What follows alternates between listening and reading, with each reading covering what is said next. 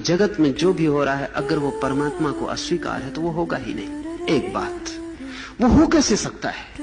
इसके तो दो ही अर्थ हो सकते हैं कि या तो परमात्मा को वो स्वीकार है और या फिर जगत में वैसा भी कुछ हो सकता है जो उसको अस्वीकार है। और अगर उसको अस्वीकार होके भी जगत में कुछ हो सकता है तो उसकी कोई शक्ति नहीं है, वो व्यर्थ है।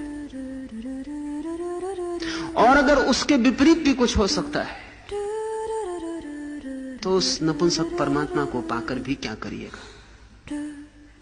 अगर उसके विपरीत भी कुछ हो सकता है तो आप मोक्ष से भी खींचे जा सकते हैं वापस।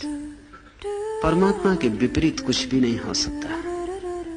इसलिए जो आपको बुरा भी दिखाई पड़ रहा हो वो भी उसकी ही मर्जी से हो रहा है। और ये प्रतीति आते ही कि उसकी मर्जी ही अस्तित्व का आधार है। जो आपको बुराई दिखाई पड़ती है वो बुराई दिखाई पड़ेगी नहीं। वो बुराई दिखाई ही इसलिए पड़ती है कि आपको अस्वीकार है। लेकिन जब उसको स्वीकार है तो आपकी अस्वीकृति का क्या अर्थ है? आप अपनी अस्वीकृति को गिरा दें।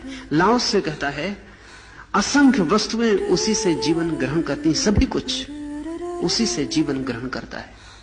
जहर भी और अमृत भी, दोनों में उसी का जीवन है।